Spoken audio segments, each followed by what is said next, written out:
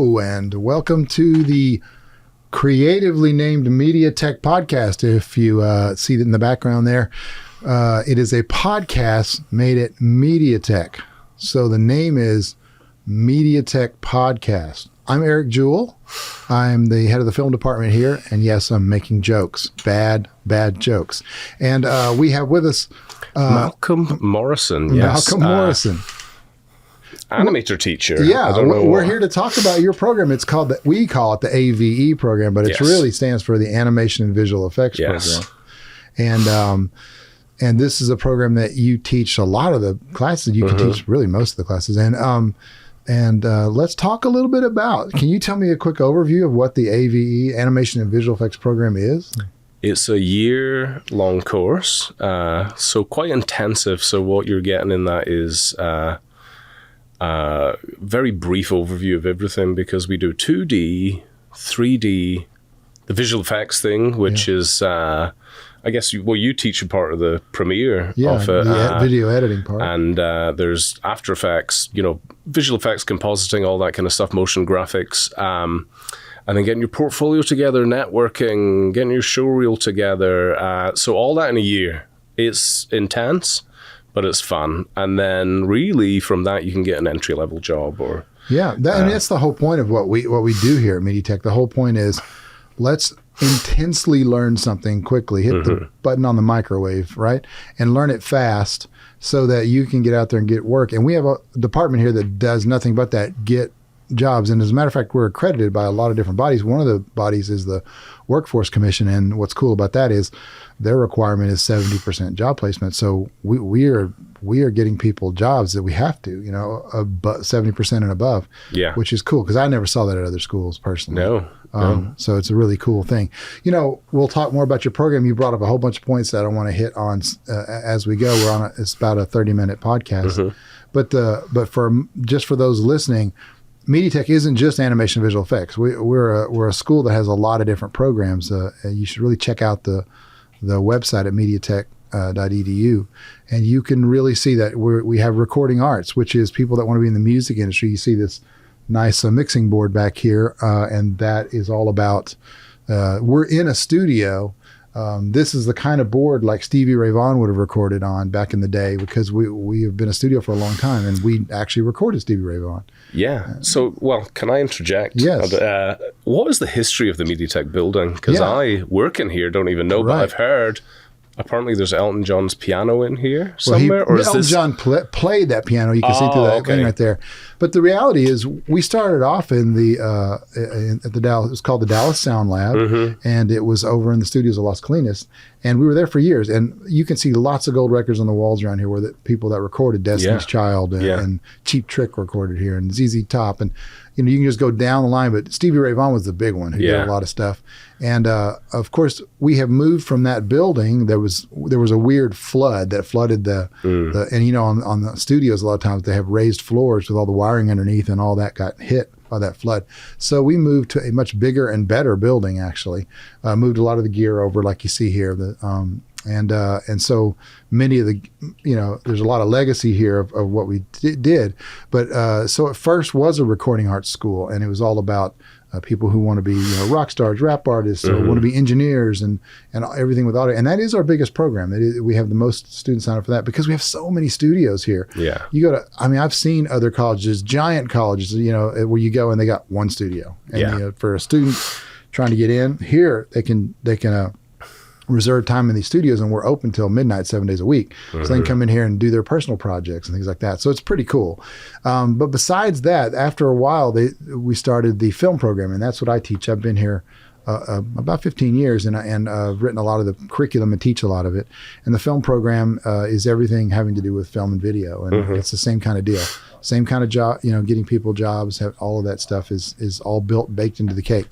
And then from there, we moved on to animation visual effects, the one you teach in, which is the third program started here. We also have a campus in Houston that does the same thing. And then we've added recently an acting program and a makeup program.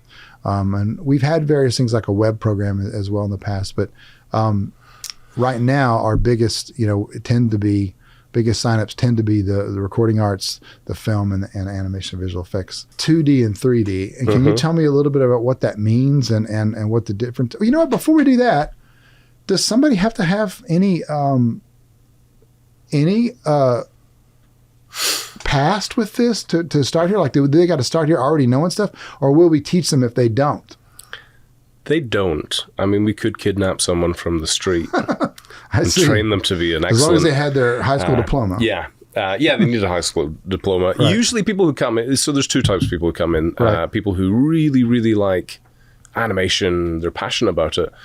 They don't know what goes into it. And so you either get this shock of, oh, you have to do a lot of work with this. Right, and it's not just, it's not just coming up with cool characters and they come to life instantly. I mean, you just don't say one sentence to the AI and it does it all for you? Well, that may be the future. That's what we've been discussing, but I don't think it's ever going to get there. Right. And then there's people who just love the process, which is kind of tedious, but for some people it's incredibly interesting. It's interesting to me to bring, we think about Mickey Mouse and how he's realer to us than certain people in the world. Sure. He's not real. He never existed. He doesn't exist, but we believe that he's this real friendly mouse. So that's a real art to make people believe that is the case. That's getting away from your point. What is 2D? What's 3D? Yeah. 2D was the dominant thing, first of all, because 3D hasn't existed until, you would say it started in like the 60s and all that kind of stuff, and then built up from Pixar becoming really big. Right. Toy Story was the first animated feature movie, which people thought was crazy at the time. Yeah. So up until that point, it was 2D, which is, the Disney stuff that they were doing, The Little Mermaid. Disney, classic stuff. Now in Japan, 2D stuck around a lot longer. It's changing there as well, but that's why a lot of 2D animation is anime, because they're still kind of doing that. We over here in the West have kind of switched to 3D. So 2D is flat images that you draw usually. Nowadays you draw them digitally with a pad or something. 3D is almost like making a model, a puppet, a stop motion puppet if you want, inside the computer. And then animating it that way. And that's obviously a lot cheaper to reshoot things in 3D, so it's kind of taken over the animation industry. I think Disney hasn't made a 2D animation since Princess and the Frog, and that was, 2009? Yeah, something like that. And that was just for a bit of novelty when they kind of made that. Yeah. So, but in Japan, they still seem to do 2D for anime kind of stuff. It's changing more. Right. In fact, if you've seen the most recent Dragon Ball movie, I'm trying to remember what it's called, Dragon Ball Super, Dragon Ball Hero Superhero, it's Dragon Ball Super Superhero, and that's all 3D, but it's made to look 2D with a kind of render plugin called, it's Sketch and Toon is what I teach on, but it's called cell shading. Makes 3D look 2D. So you're seeing that more and more in anime because, at the end of the day, it's all about money. Right, and then you have all the assets built already. Because the first one that they did, the South Park guys, was... actual cutout. They cut out the stuff. I think for the pilot, the one where the aliens take them up and stuff, that was all cut out stuff. But they realized, that can get lost or blown away, or you could work on it all day and then someone sits on it or something. Right. So it went into Maya, so it's 3D. It's just, 3D to look flat. Yeah. 3D to look like it's cut out paper to get those little shadows around it and all that kind of stuff. Yeah. That makes it a lot quicker for them. Wow. So when students come here and they're interested, they may not even know these terms yet particularly, but they may come in and just saying, I want to do anime, and they're thinking Japanese anime. And other students may be thinking more 3D, like what, Toy Story or something like that is. But it seems like you kind of cover, throughout the whole program, you still cover some of all those points and how to do those things. We do. It's really interesting. The people come in who really love anime, the ones who stick around, because some of them don't, because they suddenly go, wait a second, I'm not going to be clicking a button, and then it just comes to life. And then they go, this is too hard. But the ones who start off, they love 2D. When they learn how 3D works and stuff, they love it as well. Yeah. It's the kind of tinkering around with these things, and vice versa. Yeah. They get forced to do it. You can't just come and be like, I'm just taking the 2D. I think it gives you a better appreciation of 2D animation anyway, if you can see how it's done in 3D. There's slight differences. So they get stronger by doing both forms. Yeah. I think that's true. We do in the film program. It's the same thing. Where somebody may come in and want to be a screenwriter, but they're going to at some point do camera stuff, and they're going to at some point do lighting, and they're going to do editing, and they're going to do the whole kit and caboodle. But the thing about that is that's how our whole school was built and designed. It was to do an entire industry in a quick micro course. Not micro. I mean, you're here for a year, and you do come to school a lot. You're for the full-time thing. You're here about 20 hours a week, and that doesn't include what kind of homework you might be working on. When you're working on your projects, you get into them. You probably have another 10 or 12 hours a week just in doing stuff outside of class. So I think it's really useful, even if you discover you don't have a talent for it. Like the After Effects part of it, or the 3D part of it. If you just want to focus on 2D, it's still really good to know all these different areas that people are working in, so you can kind of work with those people. If you don't know anything about what other people are doing, you're going to be blind, creatively blind. So it's good to know all these things anyway to kind of start the creative discussion. Yeah. I was showing my students real-time rendering, which obviously comes from games. Yeah. They haven't been able to do it in 3D films for a really long time, but now it's getting to the point where you can sit with the whole team, the lighters, the animators, and you can look at something being rendered in real time and they can all discuss amongst themselves, and it's getting creatively really good, like better shots, because you always hear about things like Cats where they had to reshoot the whole thing because the VFX looked terrible. Right. Because the director didn't know anything about VFX, so when it came back to him, he was like, that's terrible, that's not what I wanted. Right. Because he couldn't visualize it. So it's good to know what everyone's doing on these different And then everyone levels. else looked at the script and said, that's terrible. That's not what we want to see. Yeah, it was at least when it pretty comes to script. Cats. Hey, tell me a little bit about your background. I know I had heard through the grapevine that you had worked somehow on Doctor Who, and you did some other, I know you've done not just animation, you've done other parts of the industry. And tell me about where you're from. And I mean, with your accent, I think it's South Jersey? No, just kidding. A lot of people, I'm going to pause to let people think where I'm from, but a lot of people where I grew up no longer think I'm from where I grew up because my accent has changed. I say my accent's the Disneyland of accents. Now I've changed it to some fantasy location for Americans because it sounds nicer. But no, I grew up in Scotland. A lot of people think I'm Australian. Yeah. Someone yesterday here asked me, did they speak Dutch in Scotland? Okay. And I went, okay, well, when a what's Dutch happening person with is education there, here? They might. No, we speak English there in Scotland as part of the United Kingdom. Right. It's like a state within the United Kingdom, Scotland. So I grew up there. When I was growing up, I drew and I was interested in animation. But they didn't have that. I'm amazed now when students come in and they say, yeah, we got taught 2D in high school. Yeah. I'm like, wow, that's really cool because we never got that. Yeah. We didn't even get film. Yeah. It was entertaining when they said like, hey, we're going to have a camera in here and all that kind of stuff. But we would never be taught how to make a film or whatever. I was one of the first kids on the street. My dad, he was a doctor. He got a camera for recording like makeup interviews with patients. Yeah. So he would take it home and he would let me record, and I would sometimes record over his things, but I would make little movies and stuff. Yeah. But it wasn't even like I thought I could do this as a career or whatever, but I really got into it, editing it, adding sound effects, getting my friends together and making movies and all that kind of stuff. But yeah, I never thought about it. When I left school, I did journalism first of all, and I hated it. Yeah. I actually never went to the course. This is terrible for an education thing. I didn't show up to the course for half the course. Right. And then they contacted me and said, where have you been? You need to come in if you want to pass. So I came in and passed it. So I got a journalism thing. And then I was like, okay, I want to do, I joined a band. So I did audio engineering. Yeah. But I did it at a really bad time, which was... this has happened with movie things as well, but we used to be on these big desks and nothing was software. Yeah. So now you have a plug-in and it's software. Right. And the guy teaching us would say, oh, one of these days this is all going to be software. Yeah. And I'd be like, yeah, right. So when I graduated and I knew how to kind of plug in all these desks, I don't know, they would... when I graduated, I was like, I'm going to take a year off. Yeah. I actually got offered all these different jobs and stuff, and I was like, no, I'm going to take a year off.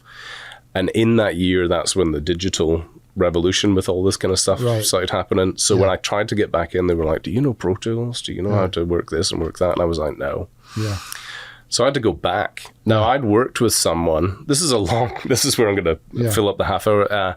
I'd worked with someone who did sound for movies. Yeah. And he got me in a few times, and I was like, I really like movies when I saw them editing this stuff. Now, I left high school when I was 14. Yeah. I didn't graduate high school. Yeah. I sound so terrible now, don't I? Yeah, what are you doing here? Get out of here. Yeah, sorry. This is about education. Kids Don't use do what me I as do. immoral. Right. Yeah. Do what I say, not what I do. I left school early. I didn't get a high school diploma. I went and did these things. I tried to go in and do film, and they said, no, you don't have the qualifications to get in to do film. So the only course that would take me, and it was an animation course, and they said, you need to have a portfolio. Do you have a portfolio? And I was like, no, but I've got a pad that I've sketched on. Yeah. So I presented that as my portfolio, and they said, okay, you can come in. Okay. So that's how I started doing animation. The reason why I did that animation course was they taught a film part of it, and I thought, well, at least I'm going to learn film there. Mm-hmm. I actually wasn't interested in animation, but when I came in, I loved it. I just thought it was great. Right. So in our first semester, we had to do a 10-second animation clip in 2D using what was Flash at that time. And I ended up making a 5-minute animation that won an award. So I was like, this is great, yeah. So that's where the animation part of it comes from. I was still interested in film, but I got even more interested in script writing. So from the animation, I got involved with various different people. Do you know the band Bell and Sebastian? Yeah, yeah. I'm like friends with the lead singer from that band, and he was making a film with a guy called Barry Mendel, who did the first few. Well, he did The Sixth Sense. Yeah. He did Bridesmaid, but he did the first Wes Anderson movies, like Rushmore, and I think up to Life Aquatic. So I became friends with that guy, and what was he doing on those films? Was he the DP? He was producer. Okay. Yeah, he was producer. So I worked with him, and then I wanted to go and work at the BBC and do script. So I got him to write my reference. Wow. So this guy is like, I've worked on Bridesmaids, and I've worked with Wes Anderson. You should work with this guy. Yeah. This guy who didn't pass English. I wasn't very good at reading or whatever. So the BBC let me in to train to be a script editor. Right.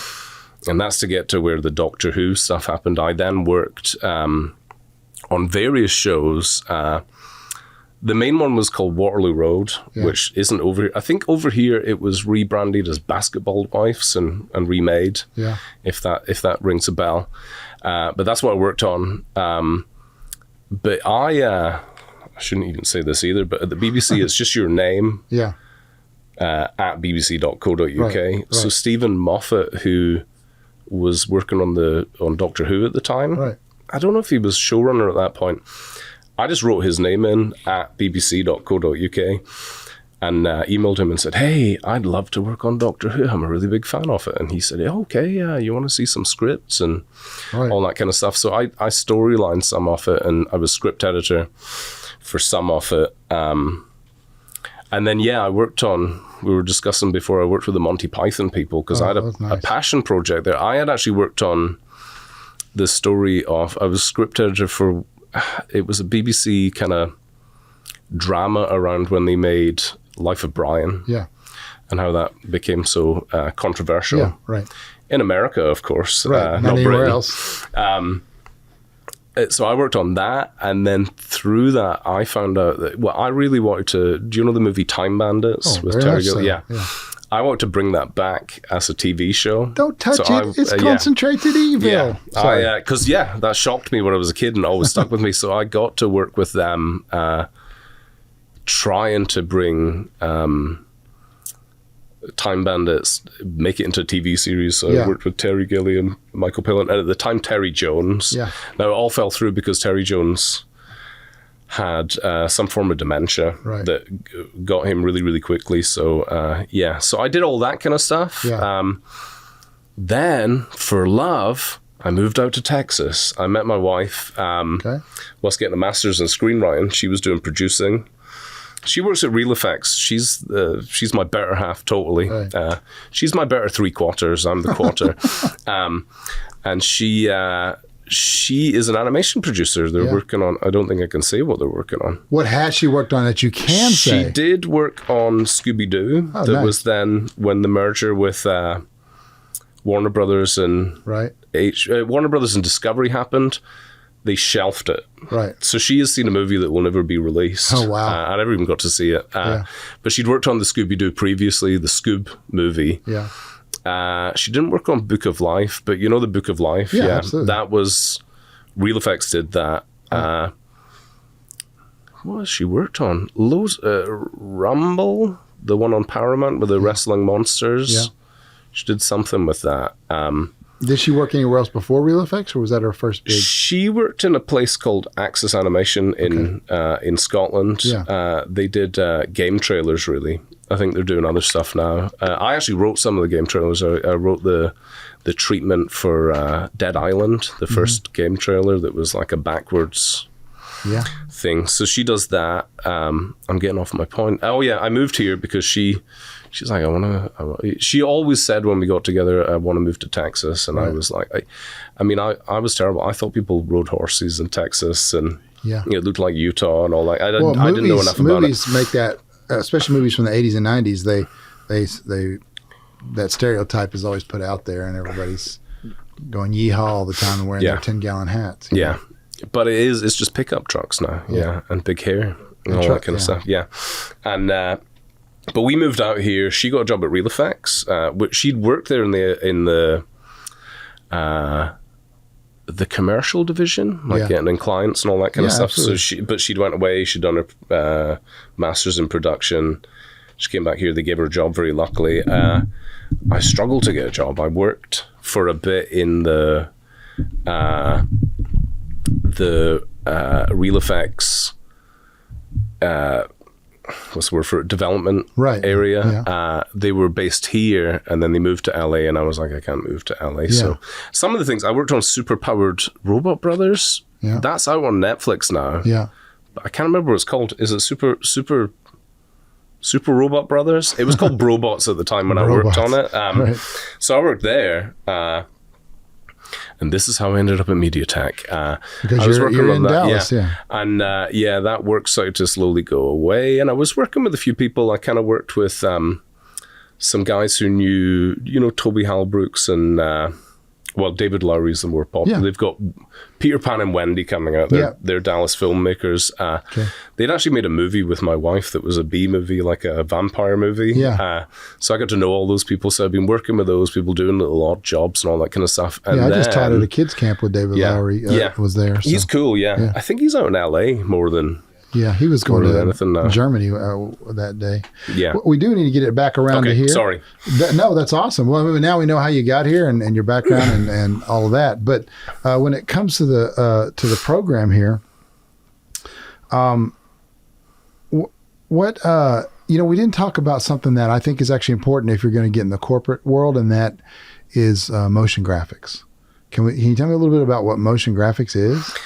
I explain it in the simplest way possible, which is everyone's always watching YouTube. Yeah.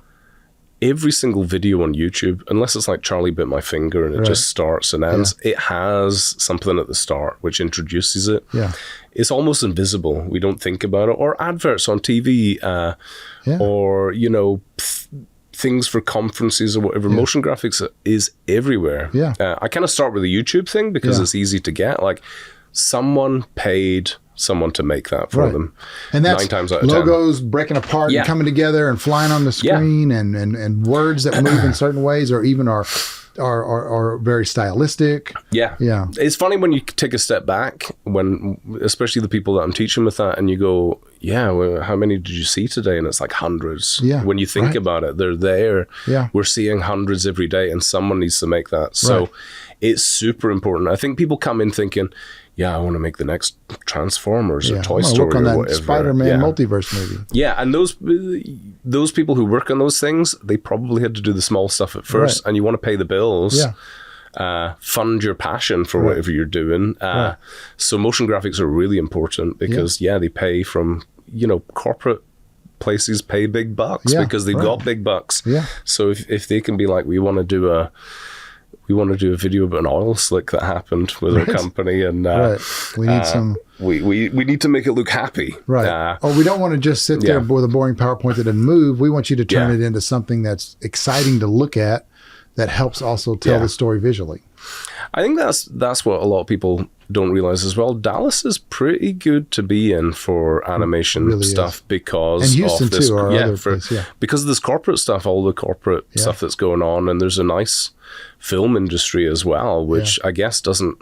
I don't know a lot about how the film industry here gets money, or how they're making stuff, or how a David Lowery appears, but I think they probably fund it by doing these corporate. Well, when they start, they certainly do, or the Taylor Sheridans or people like that are shooting a lot of stuff here. But I always tell my students on the film side, if you do want to get into that side, the Hollywood side, you eventually will probably need to move to in LA, New York, Atlanta, super hot.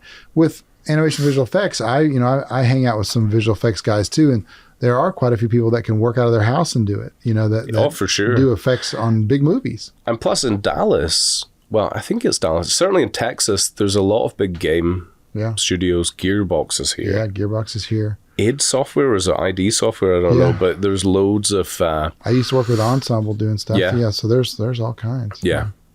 But yeah, motion graphics is the beginning of it all. Well, we're getting close to our 30 minutes, believe it or not. Sorry. But if I was a student wanting to come here, this is what I would be interested in. Could I make a spaceship in some sort of program and then make it fly through, and then maybe have a video of the sky and make it look like it's flying through the sky? Is that something I could do with the stuff I learned here? Yeah.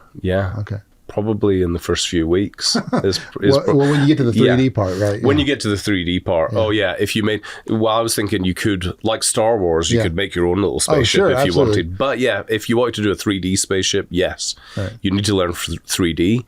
But really, with the 3D part of it, that's semester 2. So you would have had to been 15 weeks into the course already. But that beginning stuff is important, foundational stuff. Oh, totally. Yeah. Photoshop and After Effects and some video editing and Illustrator and just design principles and all that kind of stuff. So, I mean, it's important to get those done, those base things, so that you can move into that higher end stuff. It's like you can't run before you can, walk. Right. The other way around. Yeah. Okay. Right. Sorry. Got to crawl before you walk. Got to walk before you run. Right. Yeah. Okay. So, what about when they get towards the end of the program? They've got to you were mentioned this earlier, but something they got to put together to get out there, and we're going to help them put jobs in front of their face to go to and help them, put their resumes and stuff. But what's something they got to put together at the end that you do with them? Oh, Showreel. Showreel or portfolio or whatever. An online portfolio where you can click in images of what they've got, their name, some fun little thing like, I really love animation. Showreel's really good because you can just send someone something that's maybe 30 seconds to a minute long, depending on what you've got, that can just show, because it's animation, it's moving, can just show what they've got. And they don't realize, but we start that day one on the course, looking to make stuff that is going to be on the portfolio. It gets bigger in the third semester. Hey, how is a portfolio or a showreel going to work? How are you going to grab people's attention? Considering, I mean, the great thing about me when I was young was, they didn't have any animation courses or anything. But when I went out into the industry, there wasn't hundreds of other animators who came out from somewhere. So you got to have that edge with a portfolio. And I always tell people, especially if you don't know anything, you need a course like ours, because if you think you're going to go work on Toy Story, I mean, a lot of those people are coming out of, CalArts and the Dave School and things like that. And those people are they're at this level where they've kind of, maybe their whole life we're learning this kind of stuff, to get into it. So if you really are starting out, you need a class like a course like ours. Get the basics in, start learning your 2D, motion graphics, and 3D. Get that stuff under your belt, and then the sky's the limit from there. We're coming towards the end of the podcast, but I do thank you for being here and talking about it. If you guys out there in podcast land want to talk with Malcolm or me, you can look at the website and you can see how to contact the school. You can come take a tour.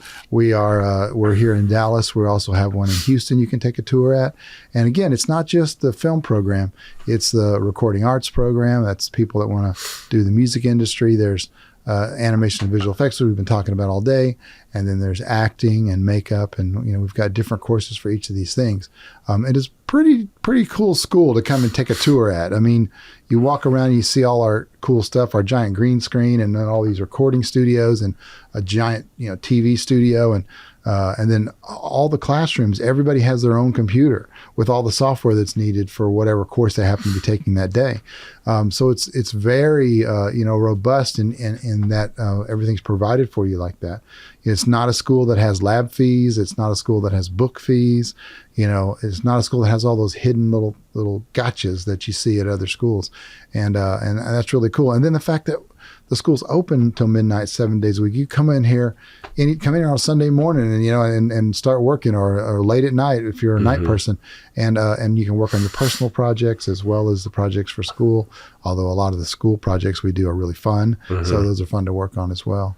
But it's a cool thing. So MediaTech.edu, you should check us out and come take a tour and talk to Malcolm or about the animation and visual effects program, or talk to me and about the film program or any of the programs here. And we've got tours that happen round the clock. Whenever somebody wants to take a tour, they come here and can set one up. So thank you for being here today, Malcolm. Thank you.